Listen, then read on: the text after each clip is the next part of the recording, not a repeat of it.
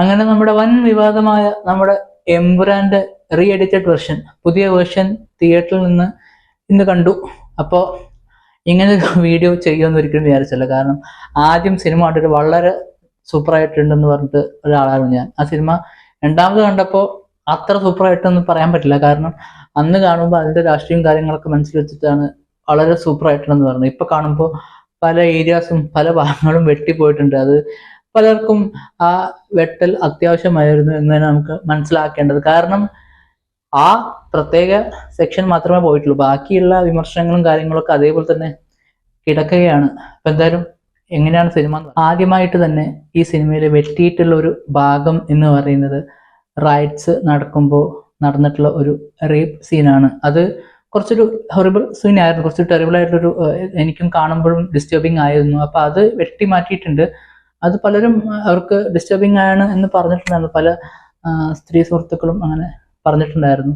അപ്പോൾ അതാണ് ആദ്യമായിട്ട് വെട്ടിയിട്ടുള്ളത് സിനിമയിൽ. അത് വെട്ടിയത് കൊണ്ട് കുറച്ചൊരു ആശ്വാസം ഉണ്ടാവുമായിരിക്കും. പക്ഷെ എന്നാലും ബാക്കിയുള്ള വെട്ടലിനെ യാതൊരു വിധത്തിലും ന്യായീകരിക്കുന്നില്ല. അല്ലെങ്കിൽ പിന്നെ സിനിമയിൽ ഉടനീളം നമ്മുടെ ആന്റഗണിസ്റ്റിന്റെ പേര് ബൽരാജ് എന്നാക്കിയിട്ടുണ്ട്. ബജ്രംഗി എന്നായിരുന്നു യഥാർത്ഥത്തിൽ കൊടുത്തിരുന്ന പേര്. ഒരു ഉടനീളം അതായിരുന്നു പേര്.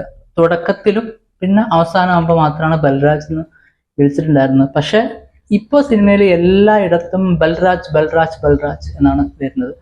അപ്പൊ അതിന്റെ ഒരു അവസാനം നിമിഷത്തിൽ ബജ്രംഗി ആയിരുന്നപ്പോൾ ബജ്രംഗിയാണ് ബൽരാജ് എന്നൊരു റെവലേഷൻ നടത്തുന്ന ഒരു പോയിന്റ് ഉണ്ടായിരുന്നു. അപ്പൊ ആ ചെറിയൊരു സസ്പെൻസ് നഷ്ടപ്പെട്ടിട്ടുണ്ട്, പറഞ്ഞിട്ട് കാര്യമൊന്നുമില്ല. അത് പിന്നെ അതിൽ ഒരു ഡയലോഗ് ഉണ്ട്, ഇനിയിപ്പോൾ എന്താ ചെയ്യുക, എന്ത് ചെയ്യാനാ, നമുക്ക് ഹോം മിനിസ്റ്ററിനെ വിളിക്കാം എന്ന് പറയുന്ന ഒരു ഡയലോഗ് ഉണ്ട്.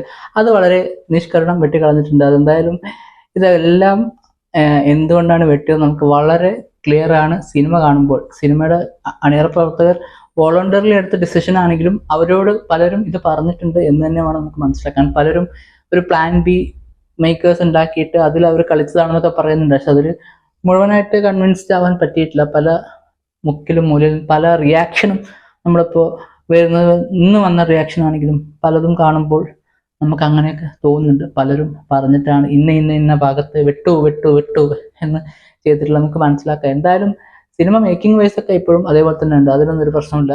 ഈ തരത്തിലുള്ള കുറച്ച് റെഫറൻസുകൾ, അതേപോലെ ഈ റയറ്റ്സ് നടന്ന ആ വർഷം അതെല്ലാം മാറ്റിയിട്ടുണ്ട്. ഒരു സംഭവം നടക്കുന്നു എന്നുള്ളൊരു സംഭവം മാത്രമേ ഇപ്പൊ കാണിക്കുന്നുള്ളൂ. 2004 അതൊന്നും ഇല്ല. ഇപ്പൊ എന്തായാലും സിനിമ കാണാൻ നല്ല സിനിമയൊക്കെ തന്നെ എപ്പോഴും കാണാൻ പ്രശ്നമൊന്നുമില്ല.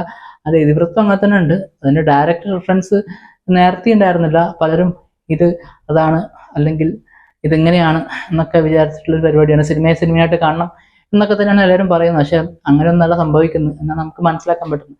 അപ്പൊ എന്തായാലും cinema as a whole entertainment ആയിരുന്നു. അത് എന്റർടൈൻ ചെയ്തു.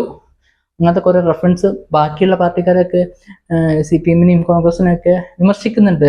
ഏതോ നേതാവ് ടി സിദ്ദിഖ് വെച്ചതുപോലെ ഞങ്ങൾക്ക് പ്രശ്നമുള്ള ഭാഗങ്ങൾ നിങ്ങൾ വെട്ടിക്കളയും, അങ്ങനൊന്നും ചെയ്തിട്ടില്ല. ആരും പേടിക്കേണ്ട, അതൊക്കെ അങ്ങനെ തന്നെയുണ്ട്. ആർക്കാണോ പ്രശ്നം ഉണ്ടായത് അവരുടെ ഭാഗങ്ങളൊക്കെ വെട്ടിയിട്ടുണ്ട്.